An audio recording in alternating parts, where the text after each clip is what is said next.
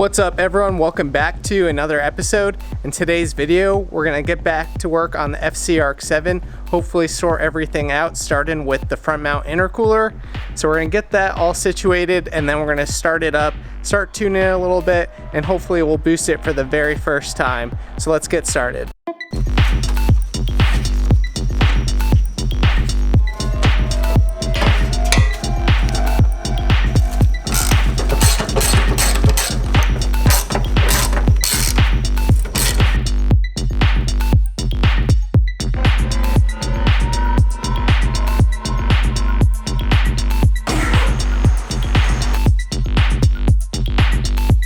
So I found my old Evo 8 intercooler and it seems like the length and width and depth should be pretty good. So I'm going to just try to hold it in place temporarily and see if I could mock up some piping and then figure out the mounting after that.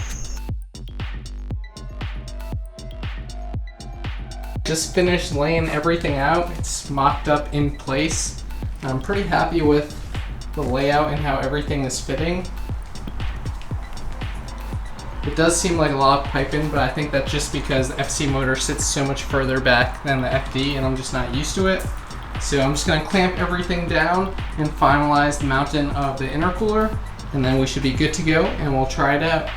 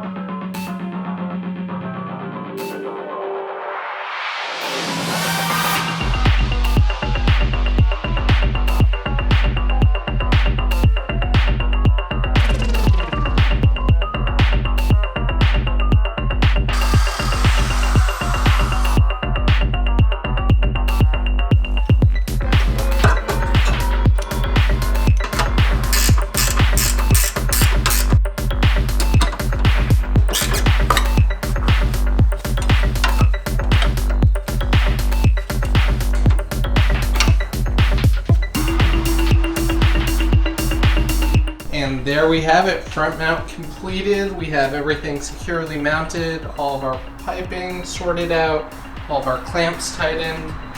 So now we could go back in the car and start working with the tune. I'm gonna make some adjustments and we'll try starting it up and check it out. Alright, so the first thing we're gonna do is open up the Esp Software. And I've always preferred having the load axis as my Y axis and my RPM as my X. So I'm just going to switch this around real quick. I'll use 500 RPM increments for my X-axis all the way up to 8,000 RPM, which is a little bit above my red line of 7,400 RPM. For my load, I'll use 20 kPa increments starting at -100 going to 140 with an extra load at -70, which is about where this car will idle. Keep in mind this is all in gauge pressure or relative, so basically negative values are vacuum while values above 0 are positive pressure. For the fuel map, I found that values of 50 to 60 volumetric efficiency are pretty much good enough to get the car started, but at this point I'd like to give this fuel map some shape just so it's not completely off when I start driving the car. This map should resemble the torque output of the engine, so at low RPM, low load, you'll have less efficiency and then it'll rise as you start to climb through the rev range, and at some point you'll hit your torque peak and then your VE will start to fall off a little bit after that. So at this point I'm just incrementing the fuel as I go up in load through the map.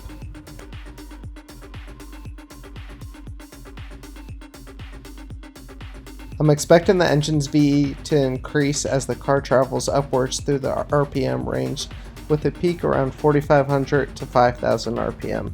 The 3D graph should resemble the engine's torque curve. Alright, let's move over to the ignition map, and let's just start by talking about what we're trying to achieve here. This map is telling the computer how many degrees before top dead center we should fire our spark plugs. So positive numbers are going to be before top dead center or advanced, while negative numbers are going to be retarded or after top dead center.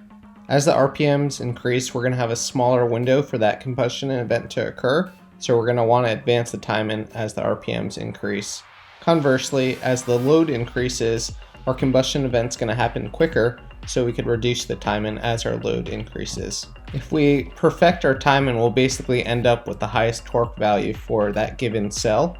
And the only way to verify this really is on the dyno, where you could have a plot of the torque. Unfortunately, we're not going to be able to have that capability just doing street tuning.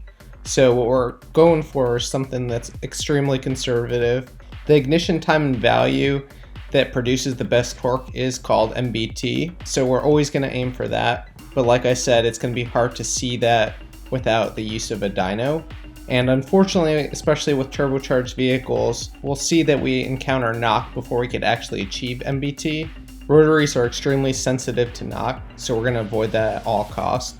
Unfortunately, that means that we're probably going to be leaving some power on the table, but honestly, I'd prefer a reliable motor over a super aggressive tune that's trying to chase every last horsepower. I've spent some time looking at other tunes and analyzing the factory Turbo 2 tune, and what I've ended up with is what I think is a conservative map. I'm running 10 degrees of timing at idle, and then I'm increasing to 30 to 35 during cruise, and at high vacuum I'm at 40 degrees. And as we approach atmospheric pressure, and especially boost, I am rapidly retarding my timing until I end up in the lower teens. Overall, the map should be really smooth, just so that you could have great drivability. You don't want huge jumps in timing. Here's a 3D view of what I ended up with.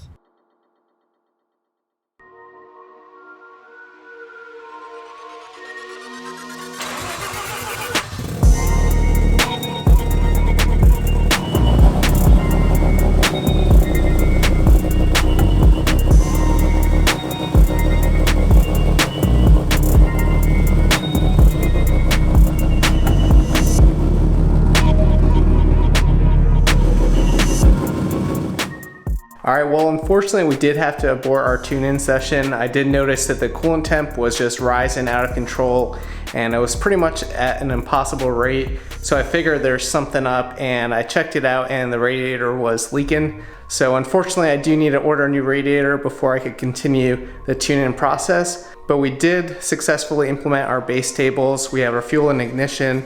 Everything is pretty much good to go. So once we get our replacement radiator and clean up a few more things, we could continue the process. Nonetheless, hopefully you guys learned something new from this video. I'll catch you in the next one. Peace out.